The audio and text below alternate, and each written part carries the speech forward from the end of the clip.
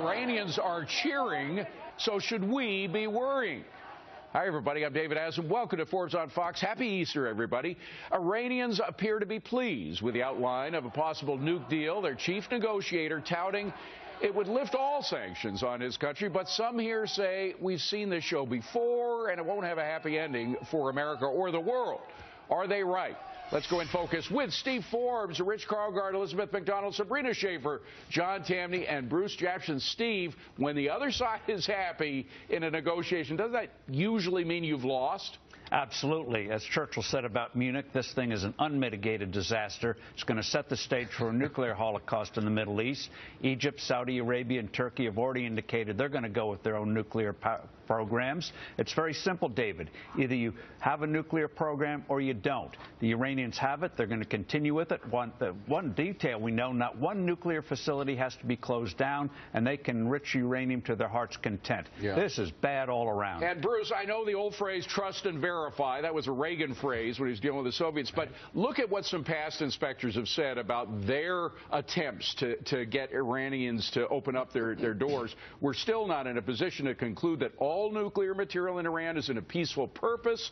Another one, nuclear material declared by Iran was not being diverted from peaceful purposes. That was in 2014. And does it make sense to lift sanctions against Iran before it satisfies the inspectors? And there's some question about whether that'll be the case this time, Bruce. Well, I think that certainly there's a lot of politics that have to play out in this country. Go back to that clip and you see the cheering. There were also a lot of hardliners coming out of Iran that did not like the deal. They thought that the West got too much. And I think that's a good thing because it marginalizes these hardliners in Iran. And if they don't like it, that's a good thing. Well, and it makes them less important over there. I agree. If they don't like it, it'd be a good thing. But I saw a lot of cheering and I saw a lot of bragging, Sabrina, on the part of the foreign minister, chief negotiator. And when we let them step over, there's some of the cheering, by the way, that took place, very much government orchestrated for a lot of it. But when we let the so-called deadline pass, when we let that pass, that's when I started to worry that, geez, we're showing them a lot of weakness here. You know, I have mixed feelings about it. I think it's only concerning when you miss a deadline if your end goals aren't clear. And I think that's what we're really picking up on, is that this is an administration that hasn't been clear about what its end goals are. It has been sort of very clear that it's reluctant to use any kind of force, even when we're seeing violence erupting all over the Middle East. I think something to sort of keep in mind with all of this is that foreign policy and diplomacy is very nuanced, right? We have to consider our own self-interest, financial interest, military interest.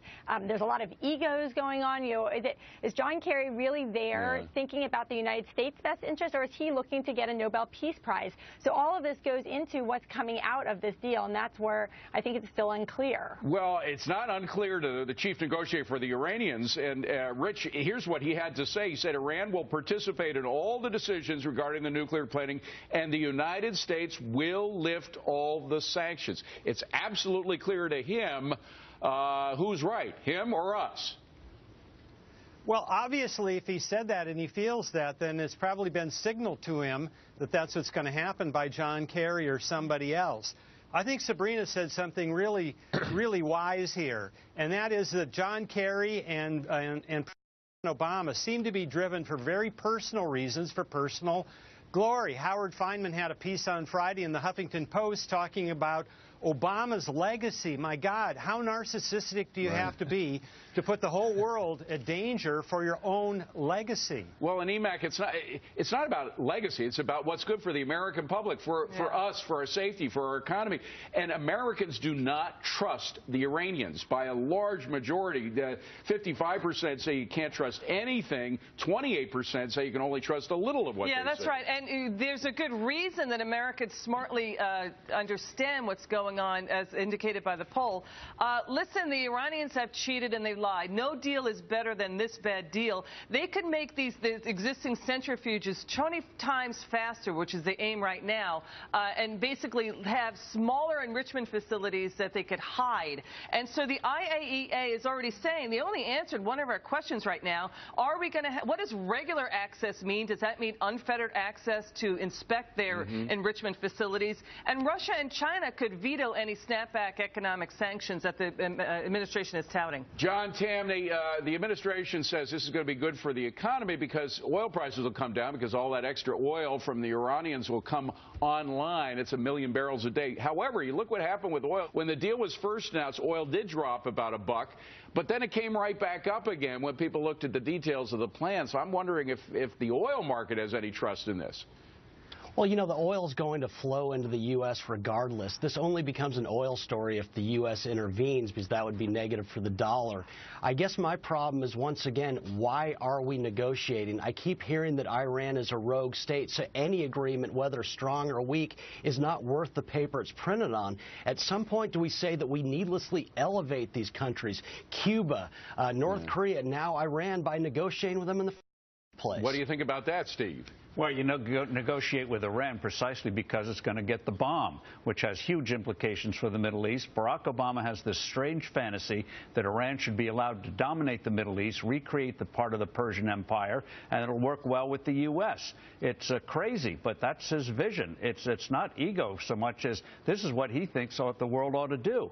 And David, say it again. If Iran looks like it's going to get the bomb, others in that neighborhood will get it, and the whole world will suffer for it. And Bruce, to Emac's point about legacy, it does appear that President Obama has this idea that he could be like Kissinger and Nixon did with China, that he could bring Iran into the real world. But aren't the situations completely different?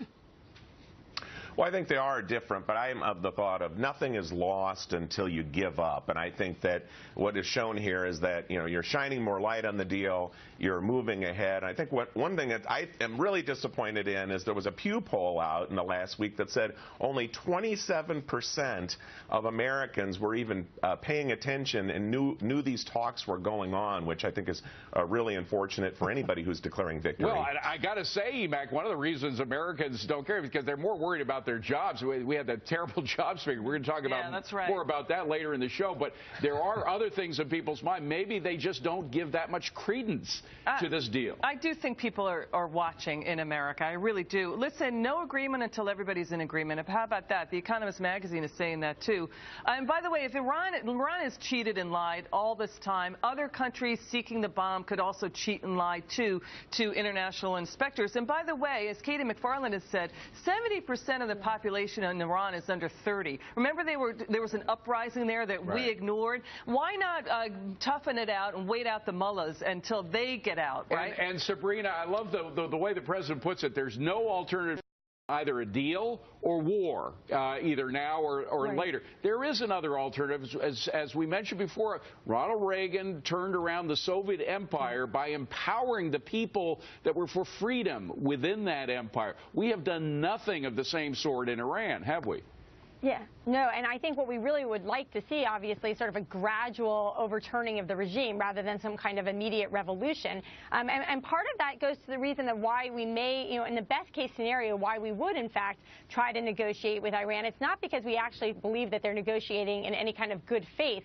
It's simply that we think that they, you know, we could work with them for our own best self-interest, right? If they're able to help us put ISIS at bay or to help keep Syria in check, this is good for us. So I think that this is where it becomes so complicated as to whether or not you go to the table. Quickly, Steve. I was paraphrasing Churchill. They wanted a deal. They say it's between a deal and war. They got the deal. They're going to get war. Wow. Coming up next, doubling down on being green. The White House promising to cut our carbon pollution by nearly 30% in only 10 years. But some here say that will gut our economy way before then. Are they right?